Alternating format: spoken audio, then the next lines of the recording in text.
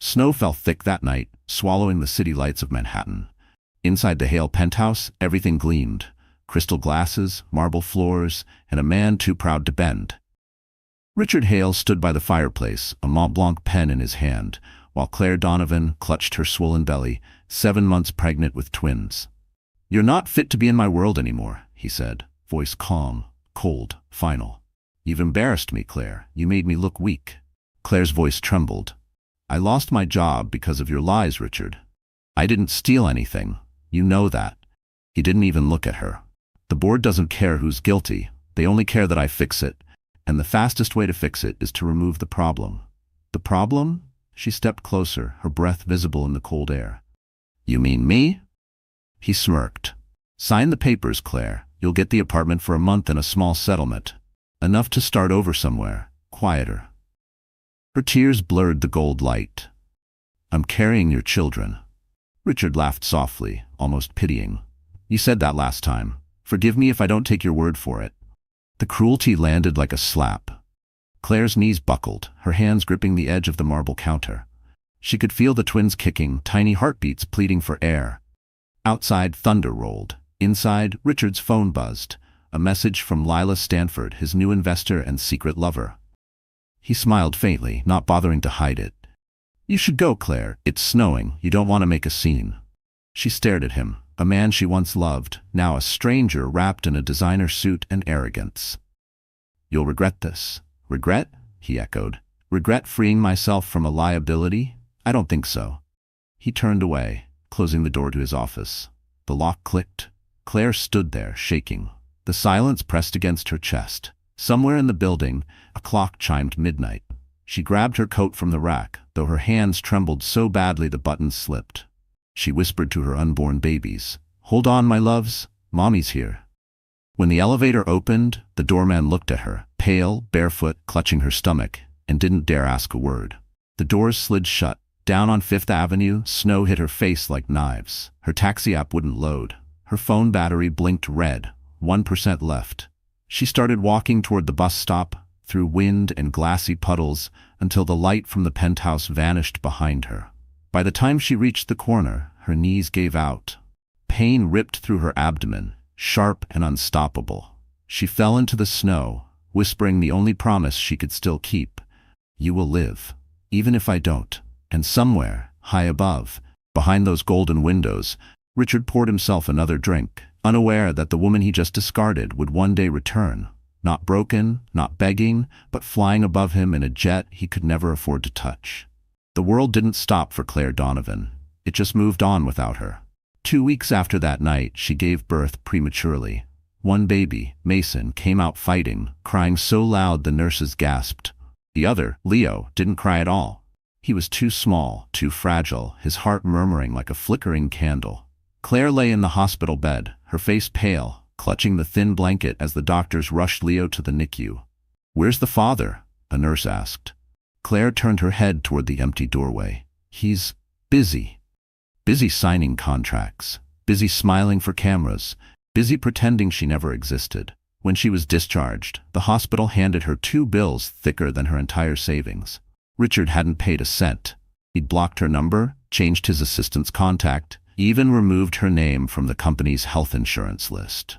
Back in her one-room sublet in Brooklyn, the ceiling leaked whenever it rained. The radiator hissed but never worked. Claire set up a crib near the wall, plugged in a borrowed heater, and told herself she could survive anything. For the first few months, she worked nights at a diner near the bridge, serving coffee to construction workers and cab drivers. The tips barely covered baby formula. She'd rush home before dawn, check Leo's oxygen monitor, kiss Mason's forehead, and sleep sitting up with a baby in each arm. Sometimes when the city slept, she'd scroll through her phone, watching Richard's smiling face on news headlines. Hale Group breaks ground on new skyscraper. Hale and Stanford, the power couple of New York. The comments section made her stomach twist. She's lucky he dumped that gold digger. He built his empire after cutting dead weight. Dead weight. That's what she'd become in their eyes, a mistake erased from his story. Then came the day everything truly collapsed. One morning, her manager at the diner called her into the back office. "Sorry, Claire," he said. Your paycheck's been garnished?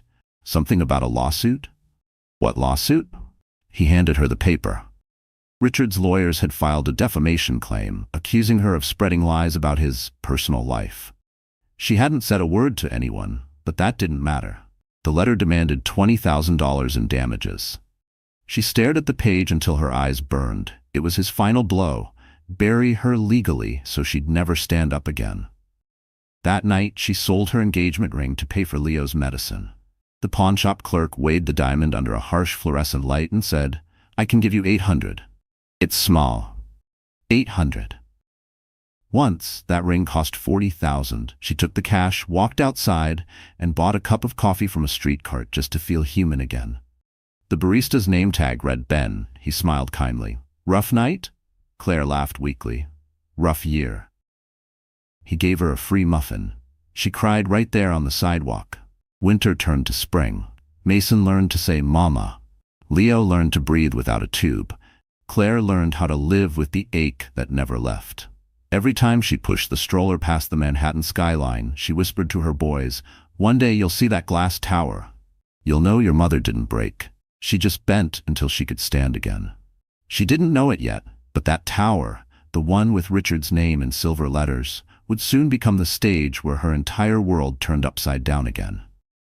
Because in New York, ghosts don't stay buried.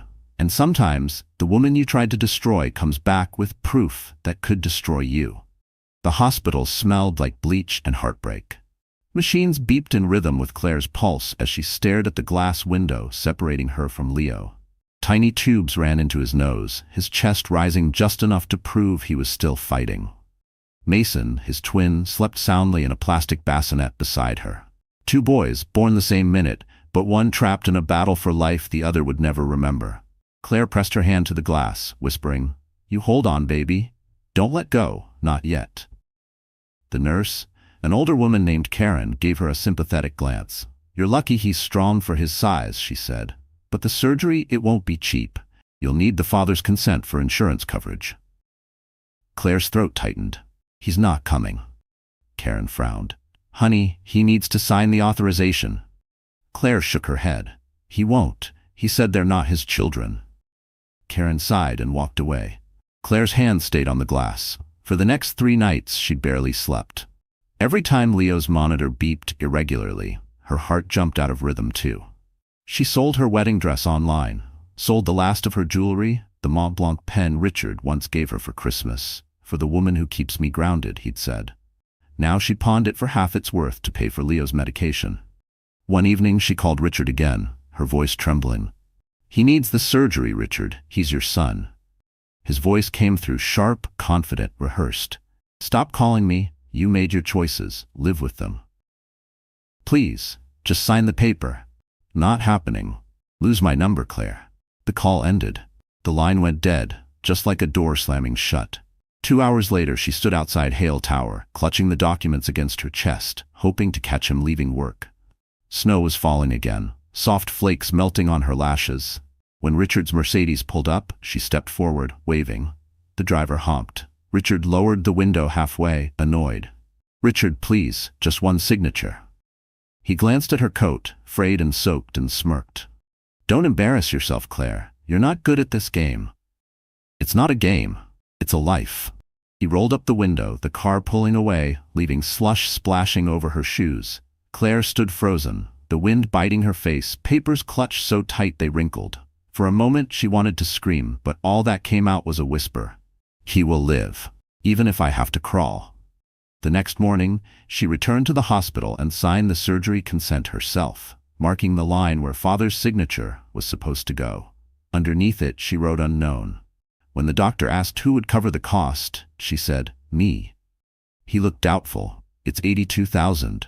I'll find it." She didn't know how, but she did. She took double shifts, borrowed money, cleaned apartments, sold old furniture. Sometimes she ate once a day. She'd watch Mason crawl toward her with his chubby hands and feel her strength return.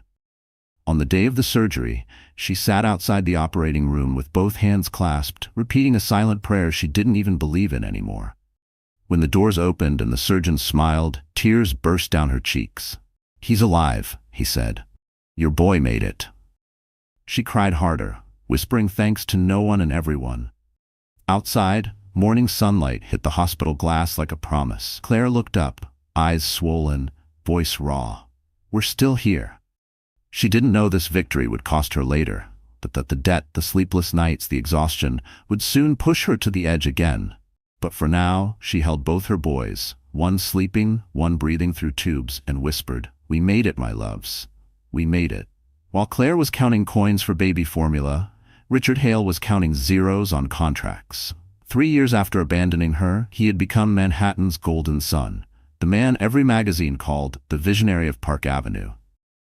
His grin flashed from billboards, from glossy covers beside his fiancée, Lila Stanford, the daughter of a senator. Together, they looked like a dynasty in the making. At every gala, Richard's name floated like perfume in the air. Sharp, expensive, impossible to ignore. He wore tailored Armani suits, gold cufflinks engraved with his initials, and a confidence that could fill a ballroom. When reporters asked about his past, he'd chuckle. "Let's just say I learned who to trust."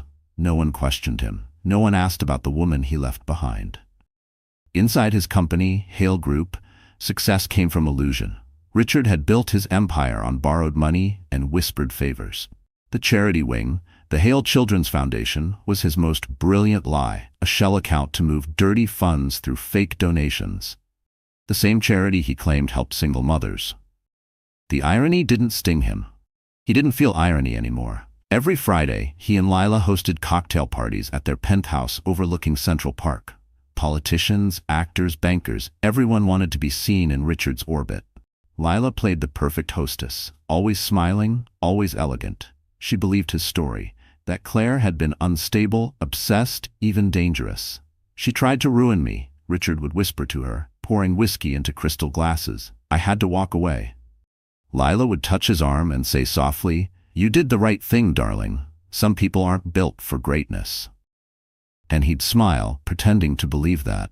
But sometimes, late at night, when the party lights dimmed and the city turned quiet, he'd catch a glimpse of something in the mirror. A flash of guilt he couldn't quite name. He'd push it away, pour another drink, and scroll through social media until it disappeared. Across the city, Claire saw every photo, every headline. Sometimes Mason would point at the TV and say, "That man looks like me." Claire's chest would tighten. She'd switch off the screen before the ache turned into tears. The world had chosen its hero, and it wasn't her. But even as Richard built higher, cracks began to show. His CFO, a sharp-eyed woman named Marcy, noticed inconsistencies in the donation records. "These numbers don't match," she said one morning. Richard waved it off. "Just accounting errors. Fix it." Marcy hesitated. "If the SEC audits us, they won't." He smiled that disarming smile that had gotten him everything he ever wanted. "They never do."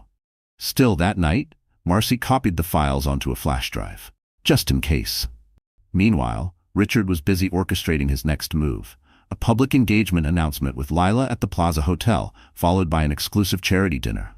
The same night, his PR team advised inviting former associates to show forgiveness and transparency. He smirked when he saw one name on the list, Claire Donovan. "She's still alive?" he joked. "Barely," his assistant replied, "working at a coffee shop in Brooklyn." Richard leaned back, the corner of his mouth curving upward. "Perfect. Send her an invitation. Make it look official, something about discussing custody. Tell her to come, alone." His laughter echoed across the penthouse, bouncing off glass and gold.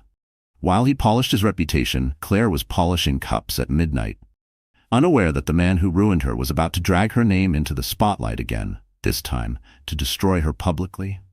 But destiny had been quietly preparing its revenge. Somewhere, far from Richard's penthouse, a man named Ethan Ward was opening a file labeled Hale Foundation. Suspicious transfers. And for the first time in 3 years, the balance of power had begun to shift. It arrived on a Wednesday morning, tucked among unpaid bills and grocery flyers, the invitation that would change everything. The envelope was thick, cream-colored, embossed with gold lettering that shimmered under the kitchen light. The Plaza Hotel, an evening of charity and celebration hosted by Hale Group. Claire stared at the name printed on the card, Richard Hale, founder and CEO. Her stomach twisted. For 3 years, she'd forced herself to ignore every headline, Every photo of him standing beside his new fiancée, Lila Stanford. But now his name was sitting in her hands, written in gold, mocking her poverty with every gleam. At first, she thought it was a mistake until she unfolded the letter inside. Dear Miss Donovan, we would like to discuss the terms of legal custody concerning Mason and Leo. Please attend the Hale Group's charity dinner this Saturday at the Plaza Hotel. Mr. Hale wishes to resolve matters privately and respectfully. Claire's hands trembled. Her lawyer's number was still disconnected. She couldn't afford legal counsel.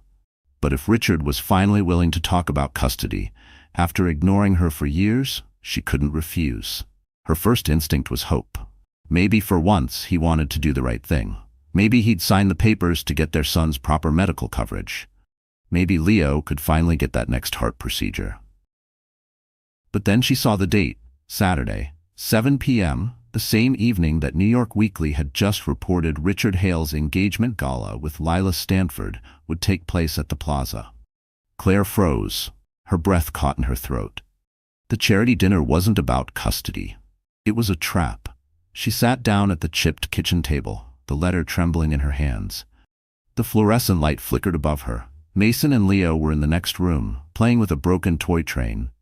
Their laughter filled the small apartment like sunlight in a cage. Her chest ached. He's doing it again, she whispered. He wants to humiliate me. That night, she couldn't sleep. She stared at the ceiling, reliving every insult, every cruel smirk. How Richard had called her unstable, unfit, a mistake. How he'd denied his own sons. And yet, he'd sent the invitation, which meant he still wanted something. By dawn, she made her decision. She would go. Not to beg, not to cry, but to look him in the eyes and remind him that she still existed. The next day, she called the hospital to check Leo's latest results.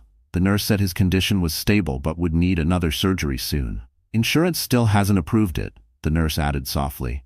Without the father's authorization, we can't proceed. Claire's throat closed. Thank you, she managed. She hung up and stared at the letter again. Now it wasn't about pride, it was survival. Her old friend from the diner, Angie, helped her pick out a dress. It's not new, but it's elegant, Angie said, holding up a navy gown from a thrift shop. Claire smiled weakly. It's perfect. She rehearsed what she'd say to Richard. Calm, factual, no emotion. This isn't about us, it's about our sons. But deep down, she knew Richard didn't want a conversation. He wanted a scene. Friday night, as she tucked the boys into bed, Leo looked up with sleepy eyes. Mama, are you sad? She kissed his forehead. No, baby. I'm just getting ready. Where are you going? To remind someone that your mama's still here. When the lights went out, she sat alone by the window, staring at the Manhattan skyline. The plaza's rooftop glittered in the distance like a crown she'd once worn and lost. Claire didn't know that miles away in a high-rise office, Richard was telling Lila and his investors, don't worry, she'll come. And when she does, everyone will see what kind of woman she really is. He didn't know that the woman he planned to humiliate was walking toward the very moment that would end his empire. The night before the event, Claire stood in front of the cracked bathroom mirror, staring at the woman reflected back at her. Her face was pale, framed by exhaustion and sleepless nights. The thrift store gown hung loosely from her shoulders, but it was clean and pressed. She brushed her hair with trembling hands, tied it into a neat bun, and whispered to herself, "You're not going there to cry. You're going there to fight." The invitation sat on the counter beside a lipstick she hadn't worn in years. Soft rose, the same shade she'd worn the night Richard first told her he loved her. She almost threw it away, but stopped. Not for him, she muttered. For me. In the next room, Mason and Leo slept side by side, their tiny chests rising and falling in sync. Mason murmured something in his sleep. Leo reached for his brother's hand. That small, innocent gesture made Claire's throat tighten. She crouched beside the bed, kissed their foreheads, and whispered, "I'll come back. I promise." At 3 a.m., she sat at the table, staring at hospital bills spread like landmines.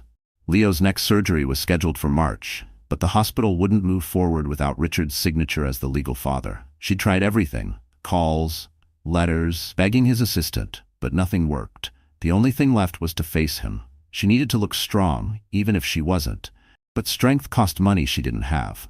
So at sunrise, Claire took her old iPhone, the one with the cracked screen, and walked into a pawn shop on Lexington Avenue. The owner, a heavy man with gold chains, raised an eyebrow. $50, he said flatly. It's worth more than that, Claire argued. He shrugged. Not with a broken screen. She hesitated, then slid the phone across the counter. Fine. When she stepped back outside, she felt lighter and emptier. $50 bought her a pair of heels and a train ticket to Manhattan. She worked her final shift that day at the cafe, hands shaking as she poured coffee for customers who would never know her story. Angie, her friend and coworker, noticed.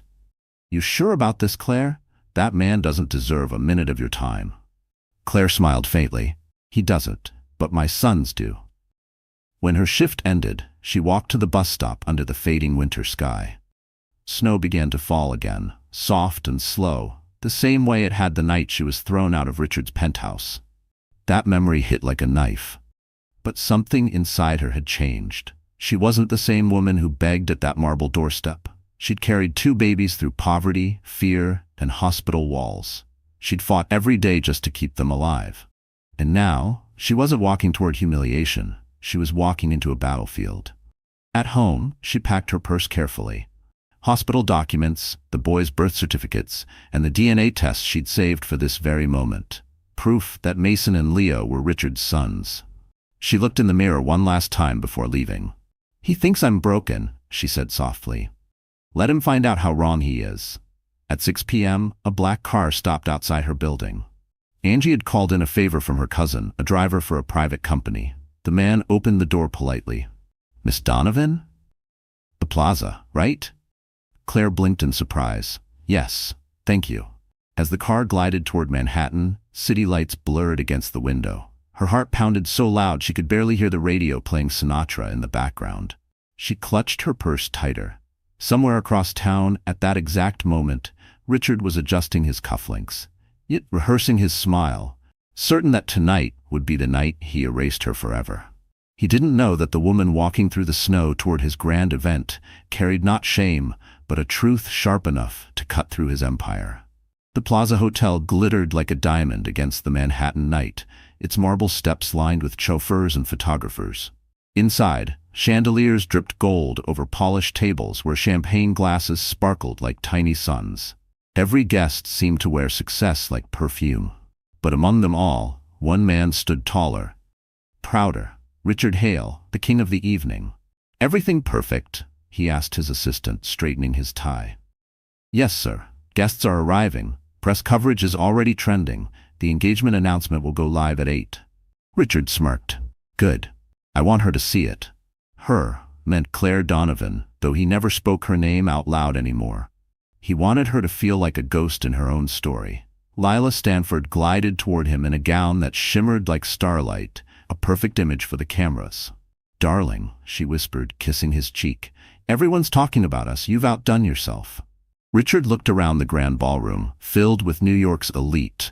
Investors, senators, magazine editors. They were all here to celebrate his engagement and his upcoming IPO. It wasn't just a party. It was his coronation. And the crown jewel of his plan, inviting the ex-wife he'd buried in scandal to stand before them. Broke, alone, desperate. He pictured it perfectly. Claire arriving in her cheap dress, standing awkwardly by the door while whispers spread. Someone would ask, isn't that the woman who tried to ruin him? And the humiliation would finish her once and for all. Make sure security lets her in, he told the staff. I don't want her stopped. Let her see what she lost. Meanwhile, in the kitchen corridor, a waiter carrying a silver tray overheard every word. His name tag read, E. Ward. He smiled quietly. Ethan Ward, Richard's former friend, now silent observer, had taken a temporary staff position for one reason, to witness the fall of a man who deserved none of his power. At 7:45, guests began to gather near the stage. A massive LED screen displayed Richard's achievements, his buildings, charity work, magazine covers. A voiceover narrated, a man who turned failure into fortune. The audience applauded. Richard raised his glass. To resilience, he toasted, and to the people who taught me what weakness looks like. Lila laughed softly, unaware of the venom behind the line. You're terrible, she teased. He leaned close. You'll see what I mean soon. In the back hallway, the maitre d' received a message through his earpiece. She's here. Claire stood in the marble lobby, clutching her small purse, her heart hammering. Guests turned to look, eyes scanning her thrift store gown, whispering behind manicured hands. The humiliation burned her skin, but she didn't flinch. A photographer raised his camera, mistaking her for a late guest. The flash went off, catching her face just as she lifted her chin. For the first time in years, she didn't hide. Across the room, Richard caught sight of her. His smirk widened. Right on time. Lila followed his gaze, confusion clouding her perfect smile. Who's that? No one, he lied. Just an old mistake. He gestured toward the bar. Let's make sure she's comfortable. Give her a drink. I want everyone to see her before we make the announcement. Claire walked forward, every step echoing against marble. She could feel the weight of 100 eyes. Memories flooded back. The night he threw her out, the snow, the pain. But she held her head high. The maitre led her to a small table near the stage, far enough to be visible, close enough to be judged. She sat, hands folded in her lap, eyes fixed on Richard. He lifted his champagne glass in her direction, like a taunt. Welcome back, Claire, he murmured under his breath. She didn't smile. She didn't blink. Because what Richard didn't know was that he wasn't the only one setting a trap tonight. The ballroom pulsed with violins and laughter. Waiters glided through the crowd, silver trays balanced like crowns. Champagne fizzed in crystal flutes as the city's elite toasted to Richard Hale's brilliance. But under the glow of chandeliers, Claire Donovan sat alone at a corner table, every sound muffled by the thunder in her chest. Her fingers gripped her purse, where the folded documents waited, the boys' birth certificates and the DNA test confirming what Richard had denied for 3 years. Each page was a loaded weapon, and tonight she was surrounded by enemies dressed in silk. Across the room, Richard worked the crowd effortlessly, his smile rehearsed, his every gesture calculated. Lila stood beside him, the diamond on his arm, radiant and clueless. Flashbulbs popped. You two are perfect together, a reporter shouted. Richard glanced at Claire's table, his grin tightening. Yes, he said smoothly. Perfect. He wanted her to see it, to burn her alive with envy and shame. But Claire wasn't looking at him. She was scanning the exits, memorizing every detail, every guard, every angle. She didn't come here to watch his show. She came to finish it. At 8:05, the MC took the stage. Ladies and gentlemen, welcome to a night of generosity and hope. Tonight, we celebrate the Hale Group's legacy of compassion. Claire nearly laughed out loud. Compassion? The man who left her in a snowstorm was now the poster boy for kindness. The irony twisted her stomach. She glanced toward the bar. A waiter in uniform caught her eye and gave the slightest nod. It was Ethan Ward. Her heart skipped. She hadn't seen him since the day he'd slipped her the flash drive, the one with proof that Richard's charity was laundering money through shell accounts.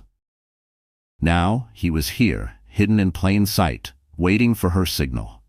Their plan had been simple. If reckless, she would attend the event, draw Richard's attention, and buy time. Ethan would access the media servers, upload the files, and when the moment came, the truth would explode live on the big screen. Claire sipped her water and exhaled slowly. Just a few hours. Lila approached her table unexpectedly. A bright smile painted across her face. You must be Claire, she said sweetly, the kind of sweetness that hides a blade. I've heard so much about you. Claire forced a polite smile. I'm sure you have. Lila tilted her head. Richard told me you used to help with his events. It's so brave of you to come. I can't imagine how hard it must be seeing him happy again. For a second, Claire wanted to slap that smug grin off her face, but she didn't. She leaned forward, her tone calm. Oh, I'm not here to see him happy. I'm here to make sure he remembers what truth looks like. Lila blinked, thrown off, then laughed lightly. Well, enjoy the evening. She turned, her perfume trailing like smoke. From across the room, Richard noticed the exchange. His jaw tightened. He whispered something to a guard. Claire knew he'd try to control her, like he always had, but he couldn't control what was already in motion. At 8:45, the lights dimmed. The screen behind the stage lit up, displaying the Hale Foundation, building a brighter future. A montage of smiling children played, set to triumphant music. The audience applauded. Richard stepped up to the podium, charming and invincible. Tonight, he began, we celebrate not just success, but redemption. Claire's hand trembled on her purse. Redemption. That word was poison coming from his lips. Then she saw Ethan, standing near the control booth, his eyes on her. He gave one final nod. The cue.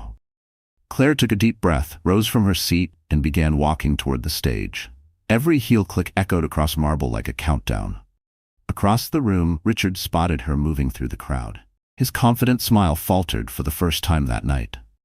The Queen had entered the chessboard, and the storm he'd prepared for her was about to swallow him whole. The grand ballroom of the plaza had seen everything. Movie stars, billionaires, presidents, but never silence like this. It happened the moment the double doors opened. Every voice, every laugh, every glass midair froze as the cold night air rushed in and she stepped through. Claire Donovan. But she wasn't the woman they expected. She didn't come in alone. Behind her, a chauffeur in a dark suit followed, carrying 2 small coats. And then, 2 boys stepped forward, identical in every way. Mason and Leo. The crowd gasped softly as though a ghost had entered the room. The twins looked around wide-eyed, clutching their mother's hands. One of them, Mason, wore a tiny navy blazer. Leo held a small teddy bear with a hospital bracelet still around its paw. Claire, dressed in her simple navy gown, walked with quiet poise. Her face was calm, almost regal. Not defiant, not desperate, just certain. She moved like someone who had stopped running from the past and decided to walk straight through it. At the far end of the ballroom, Richard Hale turned, his smile dying on his lips. For a split second, he didn't breathe. The champagne flute in his hand tilted, spilling golden liquid onto the marble floor. Lila Stanford followed his gaze, confusion washing over her face. "Richard, who is that?" He didn't answer, his throat locked. His world, perfectly arranged for cameras and applause, began to crack. The MC's voice faltered into the microphone. "Ladies and gentlemen, it seems we have a surprise guest." All eyes turned to Richard. The whispers began like ripples. "Isn't that his ex-wife? She has kids?" "They look like..." Someone didn't finish the sentence because the resemblance was too strong to deny. Richard forced a chuckle, smoothing his expression. "Claire," he said loudly, the charm returning by force. "What an unexpected visit." His tone was honey dipped in venom. Claire met his gaze steadily. "You invited me, remember?" He blinked. The crowd's murmurs deepened. Lila frowned, still smiling for the photographers. "Oh, you're Claire. Richard mentioned you. You used to work for him, right?" Claire tilted her head slightly. "Work for him? You mean married to him?" The room gasped. Glass clinked. Someone dropped a fork. Richard stepped forward quickly, lowering his voice. "This isn't the place for your drama." "No," Claire said evenly, her voice carrying through the stunned silence. "This is exactly the place. You wanted the world to see who I am. So here we are." Lila's face drained of color. "Richard, what is she talking about?" He grabbed Claire's arm, whispering harshly, "You're humiliating yourself."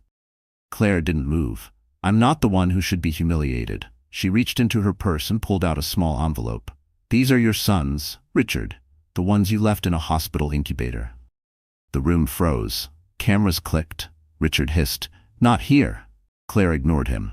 "You told the world I was unstable, that I lied about being pregnant, that I stole from you, but everyone in this room can see the truth now. 2 of them are standing right here." Mason looked up, sensing the tension. "Mommy?" Claire knelt, stroking his hair. "It's okay, baby. Mommy's just telling the truth." Lila stumbled back, shaking her head. "You said she made it all up. You said she lost the baby." Richard's face turned gray. The cameras kept flashing, recording every second. Ethan, still disguised as a waiter, glanced toward the control booth. Everything was happening exactly as planned. Claire straightened, looking Richard dead in the eye. "You wanted to shame me, Richard, but shame has a funny way of finding its real owner." The MC, sweating, cleared his throat. "Mr. Hale, should we, continue the program?" Richard forced a smile that didn't reach his eyes. "Yes. Let's not give our guests too much attention." But it was too late. Attention had already shifted. Every face in that glittering room was fixed on Claire Donovan and her twins. Living proof that truth can walk straight into your party, uninvited, and steal the spotlight. For a few endless seconds, the ballroom felt soundless. The music had stopped, the laughter had died, and even the chandeliers seemed to hold their breath. Every camera turned toward Richard Hale, who now stood stiff and colorless under the golden lights. Then the murmurs began, soft at first like raindrops on glass, swelling into a storm of whispers. Those kids, they look just like him. Did he really?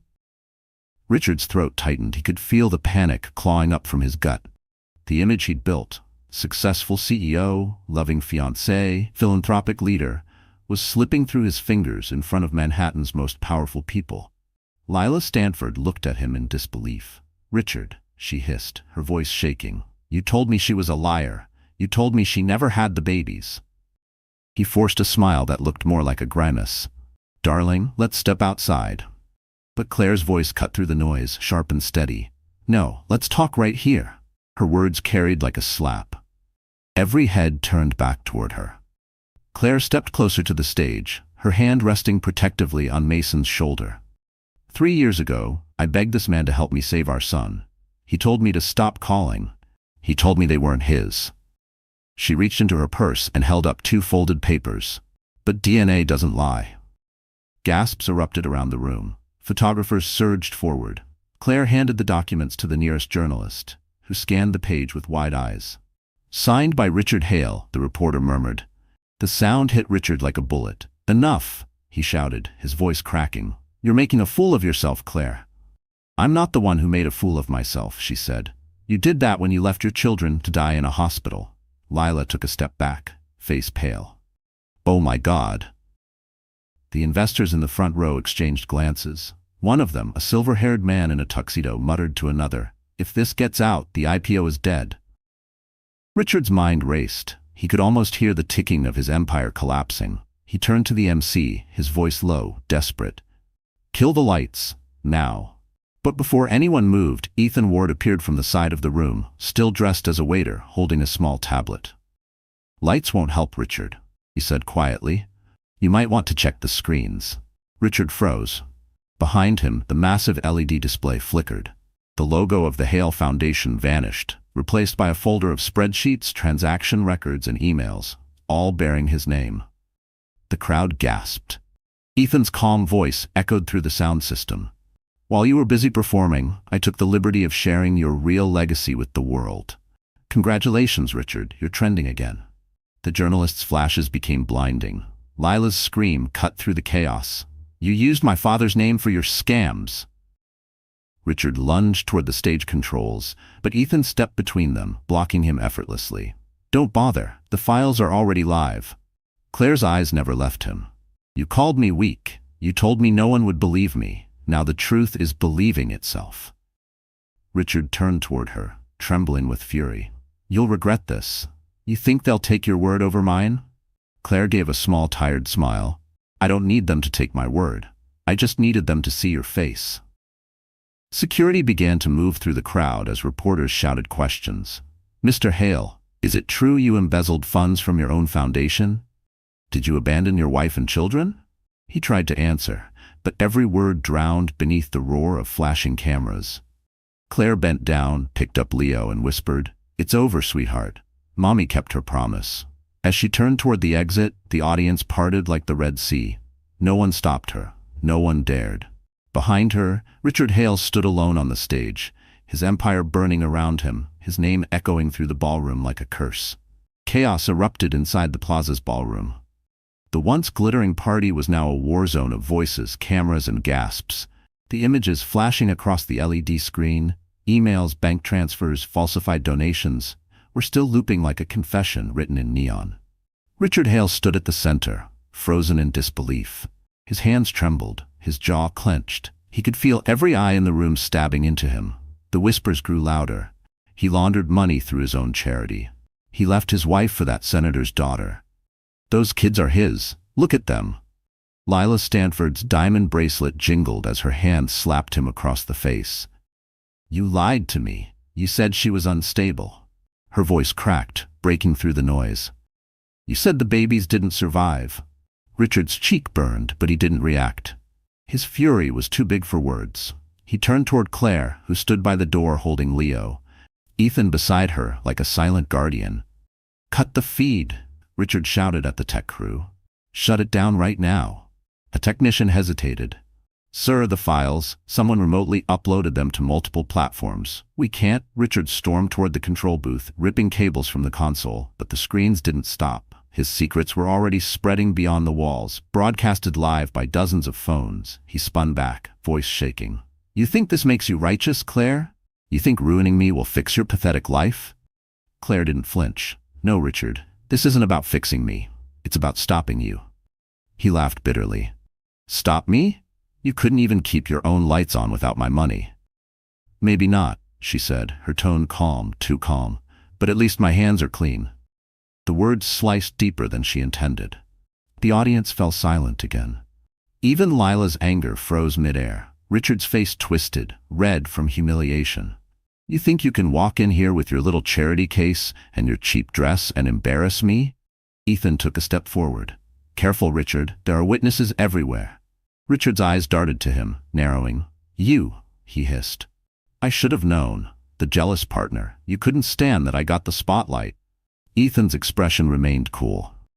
I didn't mind the spotlight. I just minded what you did with it. Don't lecture me, Richard barked. You're a nobody hiding behind a glass of champagne.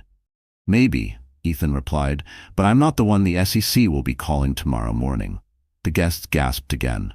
Richard's confidence cracked entirely. He lunged forward, shoving Ethan's shoulder. 2 security guards moved quickly, restraining him before he could go further. Let go of me, he yelled, struggling against their grip.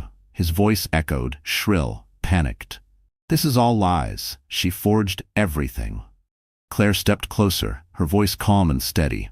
You want proof? You signed every transfer yourself. The timestamps match your private calendar. You built your empire on stolen trust, and tonight, it's collapsing in front of the very people you used to deceive. Richard's breath came fast and shallow. The crowd began to pull back, some out of disgust, others out of fear of being photographed near him. Lila wiped her tears, her mascara smearing like war paint. You're finished, Richard. My father will make sure of it. She turned to leave, but not before spitting her final words. You don't deserve even their forgiveness. Richard called after her, voice cracking. Lila, wait. But she didn't look back. He turned to Claire, eyes wild. You think this is justice? You think the world will love you for this? She shook her head slowly. I don't need the world to love me. I just need my sons to grow up knowing their mother didn't stay silent. For the first time in years, Richard Hale, the man who had silenced everyone around him, had no words left. As police sirens wailed faintly from outside, echoing through the city streets, Ethan leaned toward him and whispered, You spent your life buying silence. Tonight, you finally bought the sound of truth. And that sound was deafening. The sound of the sirens outside signed forward. The plaza faded in Claire's ears. Everything around her, the lights, the whispers, Richard's broken shouting, blurred into background noise. For a heartbeat, she wasn't standing in that golden ballroom anymore. She was back in the hospital 3 years ago, sitting on a hard plastic chair outside the NICU. It had been 2:13 a.m. The hallway was dim and cold. Machines beeped faintly from behind the glass wall. Leo's chest moved up and down under the fluorescent light, tiny tubes weaving into his skin. The nurse on duty had just told her they couldn't continue treatment without another payment. Miss Donovan, the nurse said gently, avoiding her eyes, you've reached your insurance limit. Without additional coverage, the hospital can't. Please, Claire interrupted, her voice cracked from exhaustion. Just keep him breathing. I'll find the money, I promise. The nurse looked torn but firm. We've already sent requests to the father. There's been no response. Claire swallowed hard. He blocked my number. But he'll pay if you tell him Leo's dying. He has to. He already told our billing department not to call again, the nurse whispered, almost ashamed to say it. The words hit Claire like a physical blow. She pressed her trembling hands against her stomach and tried to breathe, but it felt like drowning in slow motion.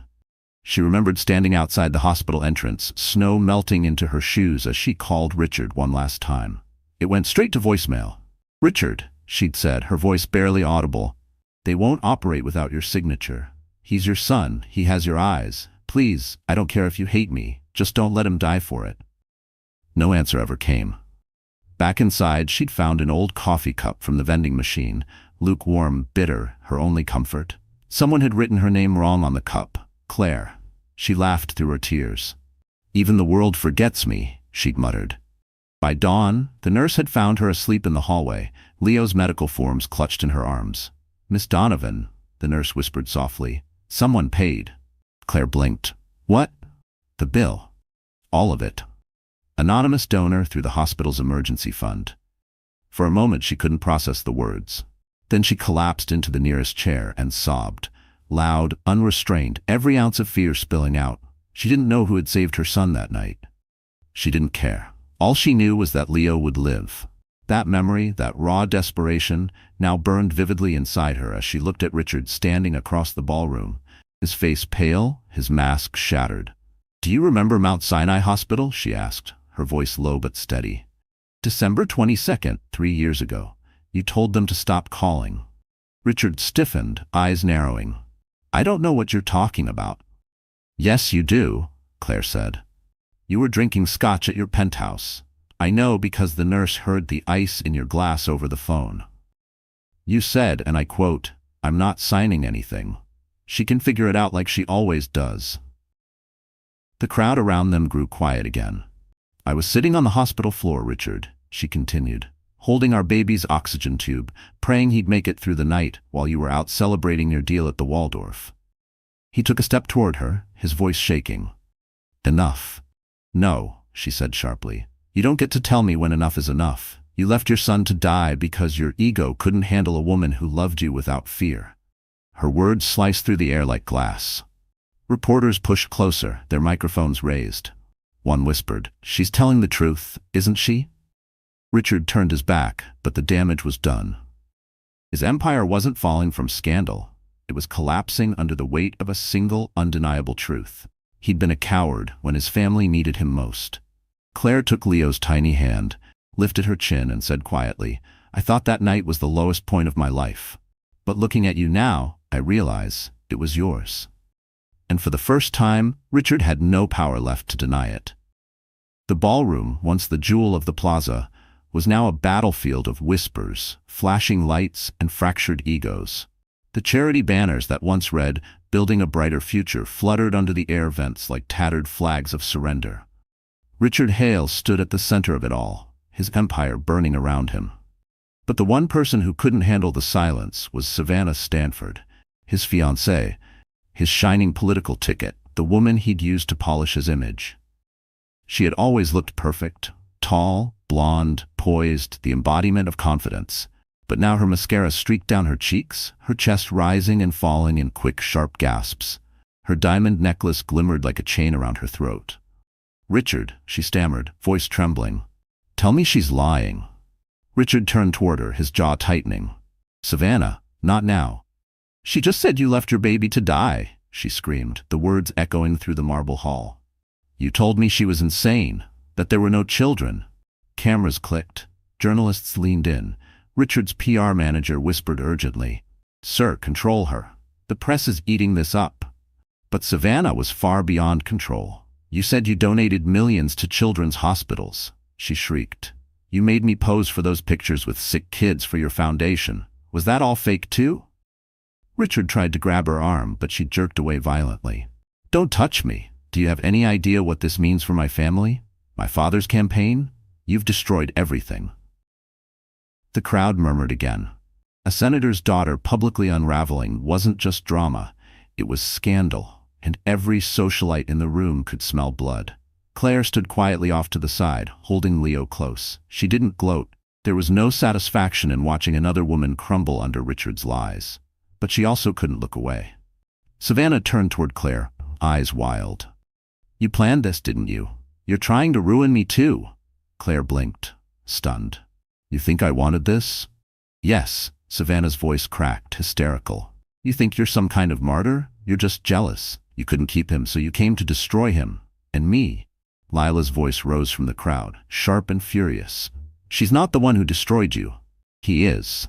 It was the first time the senator's daughter had ever been contradicted publicly. Savannah froze, blinking through tears. Claire took a slow breath, her voice calm but firm. "Savannah, I don't want your life. I just want the truth you helped him hide." Savannah's eyes darted between them, desperate, cornered. I didn't know. He said you were unstable, that you made everything up. You believed him, Claire said softly, because it was easier than asking why a man with everything needed to lie. The words landed like a quiet bomb. Savannah's knees buckled slightly. No, she whispered. No, no, no. Her PR handler rushed forward, trying to guide her away, but she shoved him aside. I'm not leaving, she cried. Everyone needs to hear this. I gave up my job, my reputation, my father's trust for you. Richard hissed under his breath. Savannah, shut up. Don't tell me to shut up, she screamed, voice cracking with rage. You said she was a threat. You said she blackmailed you. Gasps echoed across the ballroom. Cameras zoomed in. Claire's eyes widened slightly. That single sentence, recorded by half the room, would become the headline of the century. Ethan, still standing near the back, whispered to a journalist beside him, There's your story, straight from the fiancé. Savannah stumbled, clutching her chest, sobbing uncontrollably. I defended you to everyone, and all this time you were lying. To her, to me, to everyone. Her voice cracked completely, and she turned, running toward the exit as security scrambled to open the doors. The crowd parted again, flashes exploding behind her like fireworks. She disappeared into the hallway, leaving a stunned silence in her wake. Richard looked after her, breathing hard, eyes empty. For the first time, there was no mask left to hide behind. And from the corner of the room, Ethan's voice cut through the quiet, calm, and final. You didn't just lose your empire, Richard. You lost the one person still foolish enough to believe in you. The chaos of Savannah's meltdown still hung heavy in the ballroom, a mess of half-emptied glasses and shattered reputations. Reporters shouted questions, guests whispered behind manicured hands, and Richard Hale stood frozen at the center, breathing like a man underwater. Then, from the back of the room, a calm voice broke through the noise. That's enough. Heads turned. The crowd instinctively made way for the tall man who stepped out from behind the velvet curtains. He wasn't dressed like the rest of them. No designer tux, no glittering cufflinks. Just a simple black suit, crisp white shirt, and a look that carried the quiet authority of someone used to being obeyed. Claire's breath caught. She hadn't expected him to come. Lucas Ward, the man who'd once paid Leo's hospital bills anonymously, the one who'd helped her find the courage to face tonight. Until now, he had stayed invisible, letting Claire fight her own battle. But something about Richard's sneering arrogance had crossed a line even Lucas couldn't watch from the sidelines. Richard's eyes narrowed. And you are? Lucas stepped forward, his expression unreadable. Someone who's tired of watching you lie. A ripple of whispers spread through the crowd. Several guests recognized him, the tech investor who'd quietly financed half the city's new startups. The kind of man Richard used to beg for meetings. Ethan smirked from the back, whispering to a journalist, Showtime. Lucas turned to the audience. My name is Lucas Ward. I'm here because Miss Donovan and her sons are under my company's legal protection.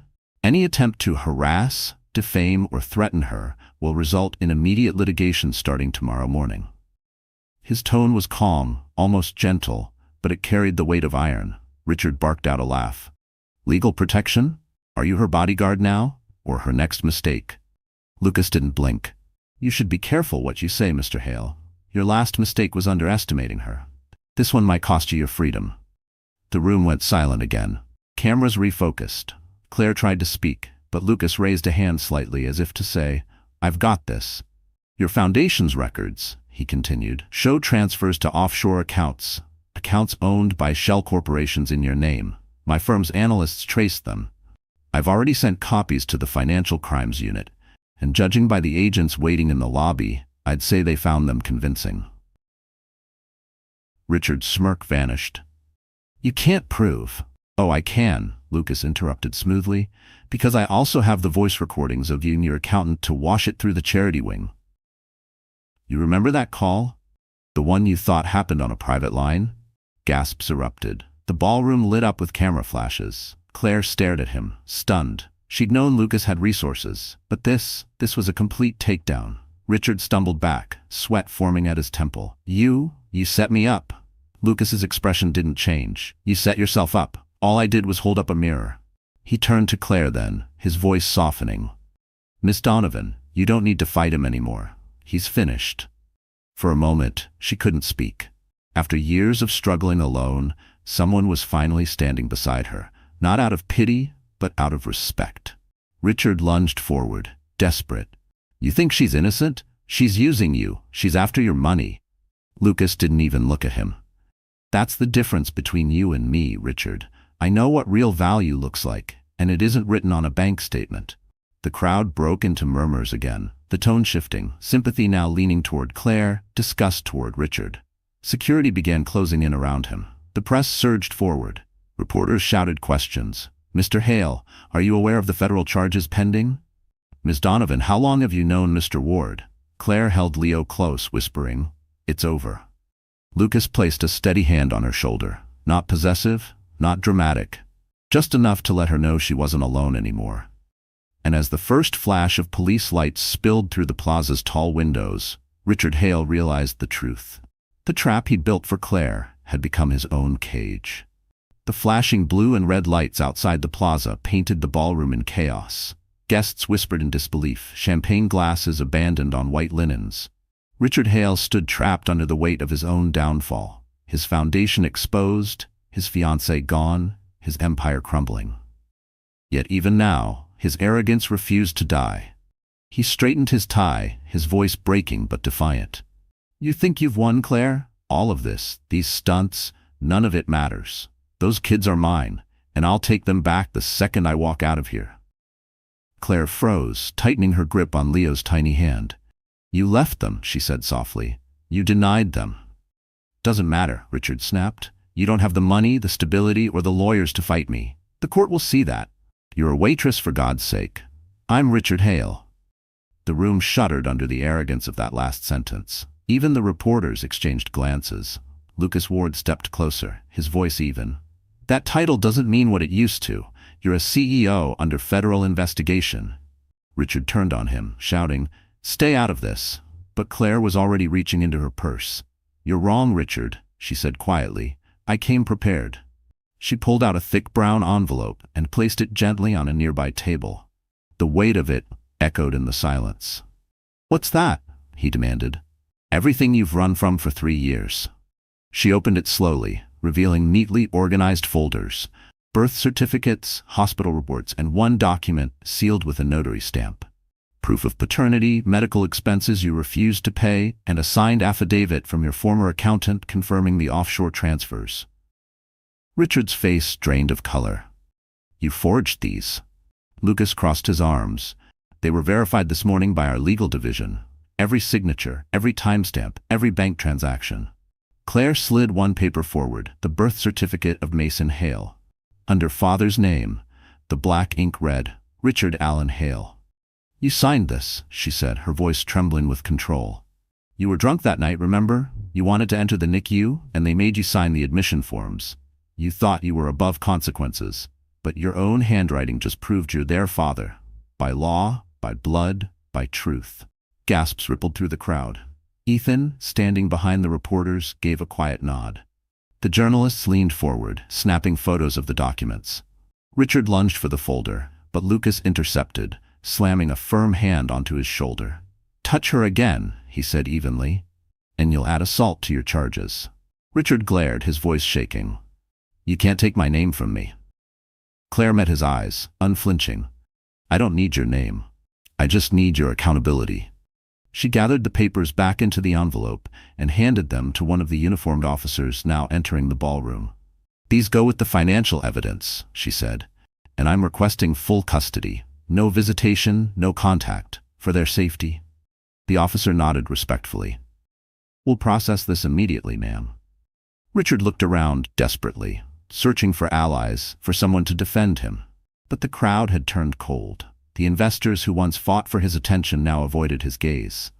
The cameras, once his friends, now recorded every crack in his armor. "This isn't over," he said, his voice cracking. "You'll regret this, Claire. When I'm cleared, I'll take everything back. Everything you think you have." Claire's reply came like ice. "You already took everything, Richard. You just didn't realize it wasn't yours to keep." He stumbled back, the words hitting harder than any physical blow. Lucas placed his hand lightly on Claire's shoulder. "Let's go," he murmured. "You've done enough tonight."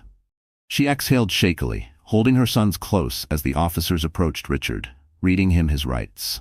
The last sound he heard before the handcuffs clicked shut wasn't the murmuring of the crowd. It was Mason's small voice calling, "Mommy?" And the realization struck him like a knife. That single word, "Mommy," had more power than his entire fortune ever did. The ballroom of the plaza looked like a fallen kingdom, glittering but hollow. The guests who once admired Richard Hale's charm now kept their distance, whispering his name like it was a curse. The sound of police radios crackled near the entrance, and the scent of spilled champagne mixed with fear. Claire Donovan stood at the center of it all, her son safe in Lucas Ward's arms. For the first time in years, she wasn't shaking. The power that Richard had used to crush her was gone, sucked out of the room, out of his voice, out of the very air around him. Richard, still in handcuffs but not yet led away, turned toward her one last time. "You think this changes anything?" His tone was venomous. "The press will move on. I'll rebuild. You'll still be nothing." Claire's voice was soft but lethal. "Nothing? You told the world I was worthless, and still I'm standing here while you're the one in chains. I think that's something." The reporters scribbled furiously. Cameras zoomed in. Every word was being recorded, broadcast live. Lila Stanford, pale but composed, stepped out from the crowd. "You ruined my family's name," she said quietly, her voice shaking with controlled fury. "You used me, my father, and every charity we stood for." She looked at Claire, her expression softening for the first time. "I believed his lies about you. I'm sorry." Claire gave her a small nod. "We all believed him once." Lucas placed Mason on his hip and whispered, "You don't have to stay for this." But Claire did. She needed to. "No," she said, "he deserves to hear it." She turned back to Richard. "I'm not here for revenge. I'm here for justice. For every woman who was told she was too emotional to be believed, too poor to matter, too small to fight." Richard laughed bitterly. "You sound like a Hallmark card." Lucas stepped forward, his tone sharp. "She sounds like someone who finally stopped letting you write the story." Richard sneered. "What do you want, Claire? Money? Public sympathy? Because that's all you'll ever get. Pity." Claire took a step closer, eyes locked on his. "I don't want your money.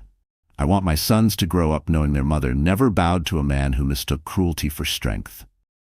A ripple of applause rose from somewhere in the back of the room. Then another. Slowly, more guests joined in, not loud or mocking, but steady, respectful.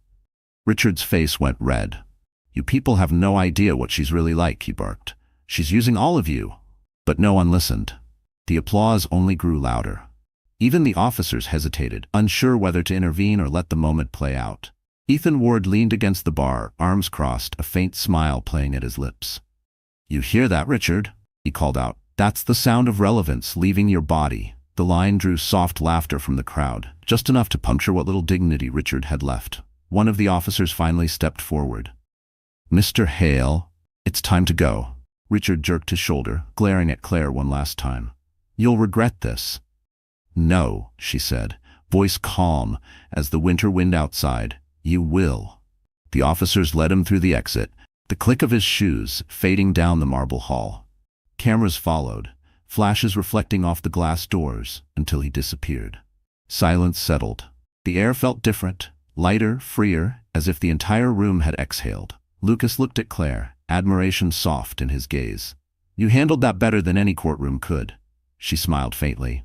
"He always thought power was about control. Turns out it's about conscience." Ethan raised a glass from across the room. "To the woman who turned a scandal into salvation." Claire glanced around, seeing faces she once feared. Investors, journalists, even strangers, all looking at her with something she hadn't felt in years: respect.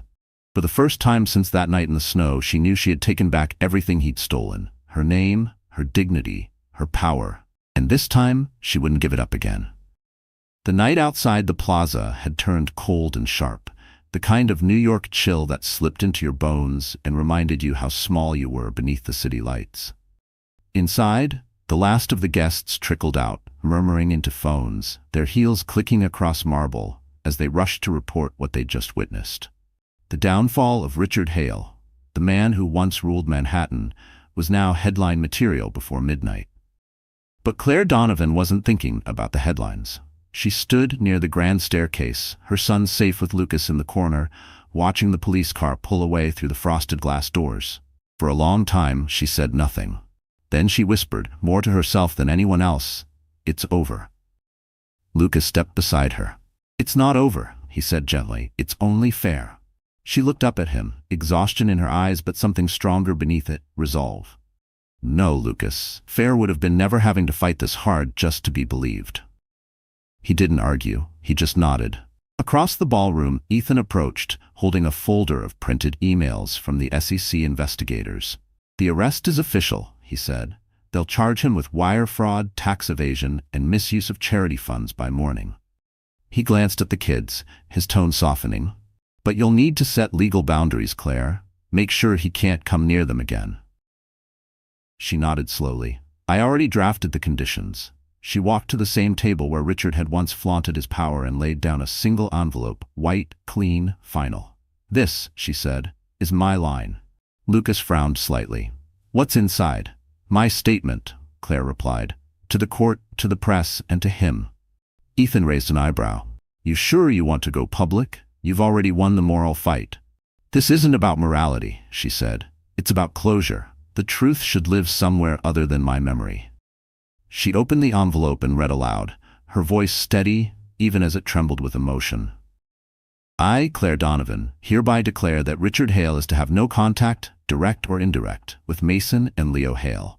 Any attempt to use media, legal influence, or financial leverage against them will trigger federal litigation.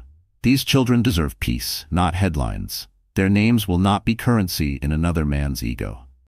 She folded the paper, slid it back into the envelope, and sealed it. Lucas stared at her, impressed. "You really don't leave room for loopholes, do you?" She gave a faint smile. "I've lived inside loopholes my whole life. Not anymore." At that moment, one of the remaining journalists approached hesitantly. "Miss Donovan," she asked, "what do you want people to take away from tonight?" Claire paused, thinking carefully. "That money doesn't make you powerful," she said finally. "Character does. And if a woman has to walk through hell to protect her children, then maybe hell should start being afraid of women." The journalist blinked, then lowered the mic slowly, visibly moved. After she left, Lucas looked down at Claire, admiration flickering in his eyes. "You've just rewritten the ending, you know." Claire exhaled. "No, I've just written the truth." She turned toward her boys, who were half asleep in the corner. Mason clutched Leo's hand, the same way they had in every hospital room, every long night of survival. She smiled softly. For years, Richard's voice had lived in her head, belittling, controlling, convincing her she wasn't enough. Tonight, that voice had gone silent. She looked back at Lucas and Ethan. "Tomorrow, I'm filing for full custody, complete privacy. No interviews after that, no TV, no dramatics. I don't want fame. I just want peace." Lucas nodded. "You'll have it." Outside, the police sirens faded into the hum of the city. Claire took one last glance at the ballroom, the glitter, the ruin, the proof that she had survived it all, and whispered to herself, "This chapter ends here." Then she picked up her sons, straightened her coat, and walked toward the door. Behind her, the golden chandeliers dimmed, leaving only her reflection in the glass, tired, fierce, and finally free. Dawn crept across Manhattan like a slow confession. The skyline, still wet with last night's snow, glittered under the first pale light. The plaza was quiet now. No flashing cameras, no champagne, no scandalous whispers. Only the lingering echo of a name that had once commanded awe but now tasted like shame. Richard Hale. Inside a modest apartment in Brooklyn, sunlight filtered through cheap blinds, landing softly on Claire Donovan's kitchen table. Mason and Leo were eating cereal from mismatched bowls, their laughter filling the room with a warmth that had been missing for years. Claire stood by the window, wrapped in a borrowed coat, her phone buzzing nonstop. News outlets, talk shows, newspapers. Everyone wanted her story. She scrolled through a headline. "The Fall of a Tycoon. Richard Hale arrested after ex-wife exposes million-dollar fraud." Below it, a smaller subheading read, "Claire Donovan declines all interviews, requests privacy for her children." Lucas had kept his promise. His PR team handled the press, protecting her from the circus that followed. Ethan was working with the district attorney to finalize Richard's charges, and Claire, finally, was free to breathe. Her reflection in the window looked different now. The lines of exhaustion were still there, but something new lived in her eyes. Peace. Not triumph, not revenge, just peace. Mason ran to her, holding a drawing. "Mommy, look, it's us." She knelt beside him, smiling. The paper showed 3 stick figures holding hands under a blue sky. In the corner, a small house sat beside a huge airplane. "Is that your brother and me?" she asked. Mason nodded proudly. "And that's Mr. Lucas's airplane. You said we might ride one day." Claire laughed softly. "Maybe we will." The phone buzzed again, this time with a text from Lucas. "Lucas, the press is losing interest. I'm heading to your neighborhood later. Bring the boys to the cafe by the park. They deserve pancakes." Claire smiled at the screen, typing back, "Claire, only if you're buying." She set the phone down, feeling a strange lightness in her chest. For years she had lived in survival mode, worrying about rent, medicine, and memories she couldn't escape. Now her world felt new, uncharted, like the first breath after drowning. On the TV in the corner, a reporter's voice cut through the quiet. Former CEO Richard Hale was transferred this morning to federal custody after being denied bail. Sources say his assets have been frozen and his legal team has resigned. In a surprising twist, his ex-wife has refused any monetary settlement, stating that justice is enough. Claire muted the sound. She didn't need to hear any more.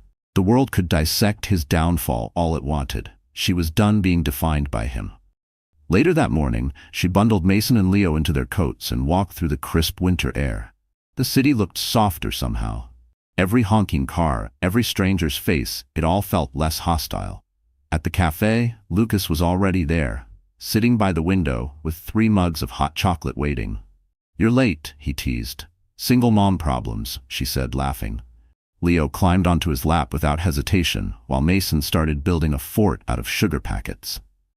Lucas watched them with an expression somewhere between admiration and heartbreak. "They're incredible," he murmured. "They're resilient," Claire corrected gently. "They didn't learn that from me, they were born with it." Lucas looked at her for a long moment. "You know, I've met powerful people my whole life, but you're the only one who fought power without having any." She smiled faintly. "Maybe that's the only way to win." He raised his coffee cup. "To new beginnings?" Claire clinked her mug against his. "To peace." Outside, snow began to fall again, soft and slow, dusting the city in white. And for the first time in forever, Claire didn't feel cold. She felt alive. Because this time, the storm had passed, and she was still standing.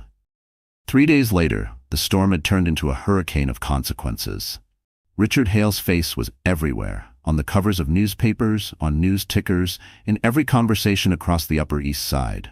The man who once hosted black-tie galas and gave lectures on ethical leadership was now being escorted into court in an orange jumpsuit and cuffs that gleamed beneath the flash of 100 cameras. The caption below the morning broadcast read, "Disgraced CEO faces 27 federal charges, including fraud, tax evasion, and child abandonment."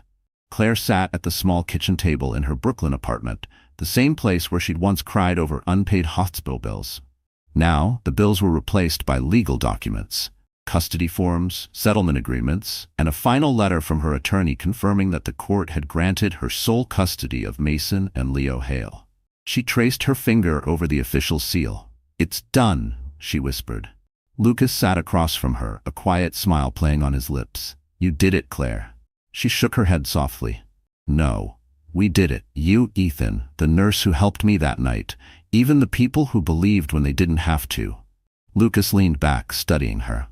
"You know, it's strange. You've taken down one of the most powerful men in New York, and you don't look proud. You look relieved." Claire sighed. "Because pride is temporary. Peace isn't." Across the room, Mason and Leo were playing with a second-hand Lego set, their laughter filling the apartment. Claire's eyes softened. "They're the reason I didn't break. When I thought I couldn't keep going, I'd look at them and remember what love actually looks like." Lucas nodded slowly. "You fought for them, but you also fought for yourself." Before she could answer, the TV caught her attention. A live feed showed Richard entering the courthouse. He looked smaller now, his hair unkempt, his posture slumped, his arrogance dissolved. Reporters shouted his name. "Mr. Hale, do you have any statement for your ex-wife, for your sons?" Richard turned briefly toward the cameras, his eyes hollow. No comment. The doors closed behind him. For a moment, Claire just watched, her heart surprisingly steady. No anger, no satisfaction, just an ending. I used to think revenge would make me feel powerful, she said softly. But it doesn't. It just makes you empty in a different way. What fills you back up is forgiveness, especially forgiving yourself for ever loving someone who hurt you. Lucas reached across the table, covering her hand. Then what now? What does life look like after the storm? Claire smiled faintly. Quiet, honest, real. He hesitated, then asked gently, and maybe, shared? She looked up, meeting his eyes. There was no rush in his question, no demand, just warmth. Maybe, she said, but not because I need saving. I'm done being saved. He nodded. Good, because I don't save people, I walk beside them. Claire's chest tightened with something that felt dangerously close to hope. A knock came at the door. Ethan stepped in, holding a stack of files. News from the courthouse. Richard took a plea deal. Claire blinked. He confessed? Ethan nodded. To everything. Fraud, laundering, false charity reports. He's looking at 25 years. No parole for at least 12. She exhaled slowly. So it's really over? Yeah, Ethan said softly. It's over. The weight that had lived in her chest for years began to lift, inch by inch. She stood by the window, watching the winter sunlight hit the rooftops. Then maybe now I can stop surviving and start living. Behind her, Mason called out, Mommy, can we go to the park later? Claire turned, smiling. Yes, sweetheart, we can go anywhere now. And as laughter filled the room, the city outside felt different, like it had forgiven her too. Spring arrived quietly in New York. The snow that once blanketed the sidewalks melted into sunlight, and the city that had once mocked Claire Donovan now seemed to bow in her favor. The chaos was over. The headlines had moved on. Richard Hale was serving his sentence in a federal facility in upstate New York. His empire dissolved, his name erased from every tower he once owned. Claire's life, once small and fragile, had grown into something peaceful, steady, and finally, hers. It had been 6 months since that night at the plaza. 6 months since she'd stood in front of a crowd and reclaimed her voice. Now, she lived in a townhouse on the edge of Brooklyn Heights. Not grand, but warm and filled with light. The walls were covered in Mason and Leo's drawings, rainbows, airplanes, and a stick figure version of their family. This morning, the boys were sitting on the floor, building a Lego airplane together. Mason shouted, Mommy, look, it's flying! Claire smiled, watching them from the kitchen as she poured coffee into a mug that read, Peace over power. You're going to be pilots one day if you keep that up. Leo looked up, grinning. Only if you fly with us. Always, she said softly. The sound of a knock interrupted their laughter. Lucas stood at the door, casual in jeans and a gray sweater, holding a small white envelope and that familiar warm smile. Morning, Donovan family. Mason ran to him. Mr. Lucas, did you bring pancakes again? Lucas chuckled. Not this time, buddy, but I brought something better. He handed the envelope to Claire. What's this? She asked, curious. Open it. She tore it carefully. Inside was a single sheet of heavy paper, an invitation embossed with gold. Ward Aerospace, private jet exhibition, featuring new partner, Claire Donovan. Her breath caught. Lucas, what is this? He shrugged lightly. You once told me you wanted to show your boys what freedom looked like. So I thought, why not give them the sky? Her eyes widened. Lucas, I can't accept. Yes, you can, he interrupted gently. You helped me redesign our foundation's social impact program. You saved our public image. This isn't a gift, Claire. It's a partnership. She looked at him for a long moment, emotion rising like a tide she couldn't hold back. You really think I can do this? He smiled softly. You already did. You built something from nothing. That's more impressive than anything we launch into the air. For a moment, silence hung between them, comfortable, full of unspoken gratitude. Mason tugged at her sleeve. Mommy, are we gonna fly again? Claire laughed through the lump in her throat. Yes, sweetheart, we're going to fly again. That afternoon, they drove to Teterboro Airport. The hangar glistened under the sun, filled with sleek jets lined like silver birds. Reporters were there, but this time they weren't chasing scandal. They were celebrating resilience. A banner read, Women Who Rise, the new face of modern aviation. As cameras clicked, Claire stepped onto the small staircase of the jet, her name painted near the door in discreet silver letters. Mason and Leo ran ahead, shouting with delight. Lucas joined her, standing at the top step. Ready? He asked. She looked out over the tarmac, over the city skyline that once symbolized her pain. Now, it felt like home. More than ever, she said. The engines roared to life. Wind lifted her hair. The boys pressed their faces to the window as the jet began to move, their laughter echoing through the cabin. Claire took one last look at the world below, the city that had seen her fall and rise again, and whispered, "We're free." And as the plane soared into the blue above Manhattan, she finally understood. Strength wasn't in revenge or survival. It was in reclaiming her wings and daring to fly again. So, that's how the story ends.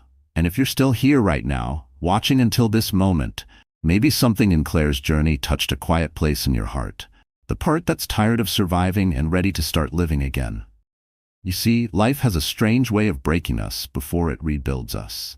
But as Marcus Aurelius once said, the obstacle is the way. What once felt like the end was never meant to destroy you. It was meant to show you your strength.